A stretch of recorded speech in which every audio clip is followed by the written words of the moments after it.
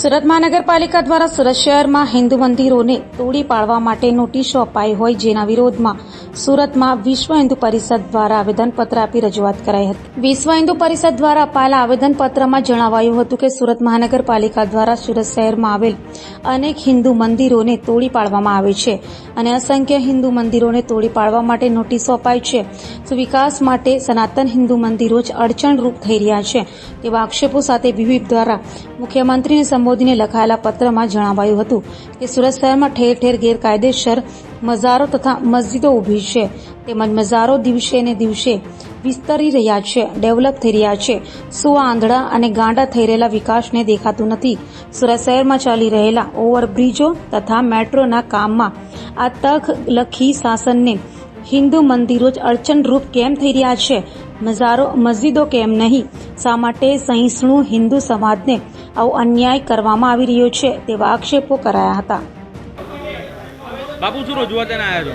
આજે રજૂઆત એ પ્રકારની છે કે મઠ મંદિરોને તોડવા માટે જે મ્યુનિસિપલ કમિશનર તરફથી જે નોટિસ આપવામાં આવી છે, એ નોટિસના વિરોધમાં કલેક્ટરશ્રીને આવેદનપત્ર આપવા માટે બજરંગ દળ, વિશ્વ હિન્દુ પરિષદ અને સાધુ સંતો બધા ઉપસ્થિત થયા છે।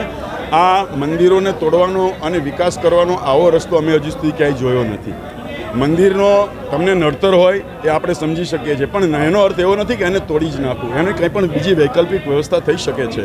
જે જગ્યાએ તમને નડતર હોય એ બીજી જગ્યાએ નડતર ના હોય ત્યાં મંદિરની જગ્યા આપો, મંદિર ત્યાં બનશે। હિન્દુઓની આસ્થા મંદિર સાથે જોડાયેલી છે, વિકાસ સાથે કે રોડ સાથે જોડાયેલી। દેખરેખ નીચે જ આ નોટિસ આપવામાં આવી તો કઈ રીતે હિન્દુ હિતની વાત કરનાર જે સરકાર છે એ સરકારને જ અમે જાણ કરવા માટે આવ્યા છીએ કે આપ હિન્દુ હિતની વાત કરીને વિધાનસભામાં, લોકસભામાં વોટ માંગો છો, એ જ વ્યક્તિ પાસેથી પાછા તમે જે એની આસ્થા જેની સાથે જોડાયેલી છે એના મંદિરને તોડવાની તમે વાત કરો છો, તો આ બેધારી તલવાર ક્યાં સુધી ચાલવાની છે? આજે 50-100 વર્ષ જૂના જે મંદિરો છે, 150 વર્ષ જૂના મંદિરો છે, એને તોડવાની તમે વાત કરો છો અને પછી એક બાજુ આપણે હિન્દુત્વની વાત કરીએ તો આ વિરોધાભાસી વલણ ક્યાં સુધી ચાલશે? આ પ્રજા ધ્યાનમાં લેશે આ બાબતને। કમલેશભાઈ કેડા, દક્ષિણ ગુજરાત પ્રાંત બજરંગ દળ પ્રમુખ। શું રજૂઆત લઈને આવ્યા છો? આજના બે વિષય અમારે છે। વિશ્વ હિન્દુ પરિષદ બજરંગ દળ દ્વારા આખા દેશભરની અંદર આજે જે જમ્મુ કાશ્મીરની અંદર માતા વૈષ્ણવ દેવીના દર્શન કરવા જે બસ જઈ રહી હતી, એની ઉપર મુસ્લિમ આતંકવાદીઓ, પાકિસ્તાની આતંકવાદીઓ દ્વારા જે હુમલો કરવામાં આવ્યો છે, આ હુમલાખોરોને ઠાર કરવામાં આવે અને એની સાથોસાથ જે આવા લોકોને જમ્મુ કાશ્મીરની અંદર પનાહ આપે છે, જેને સાચવે છે, આવા મુસ્લિમોની ઉપર પણ કડક કાર્યવાહી કરવામાં આવે, એક આવેદનપત્ર અમારું એ છે અને દેશભરમાં આ કાર્યક્રમ છે।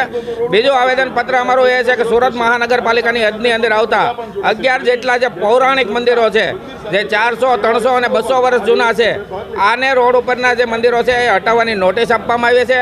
તો અમારી માગણી એવી છે કે રોડ ઉપર આવતી મજારો, રિંગ રોડથી માંડીને કલેક્ટર કચેરી સુધીમાં 4 થી 5 મજારો અને મસ્જિદો આવે છે। વરાછા ગરનાળા પાસે એક મસ્જિદ છે, એની હાટુથી જો આ મેટ્રોનો રૂટ પણ બદલી નાખતા હોય તો આ હિન્દુ ધર્મના જે મંદિરો છે એ મંદિરો કોઈ પણ સંજોગોમાં તૂટવા ન જોઈએ। પહેલાં મજારો હટશે, પછી જ મંદિરો હટશે, એવી અમારી માગણી છે। આજે અમે જે 11 મંદિરોમાં જે નોટિસો આપી છે, મંદિરોના ભક્તોને અને મંદિરોના ટ્રસ્ટીઓને પણ બોલાવ્યા છે।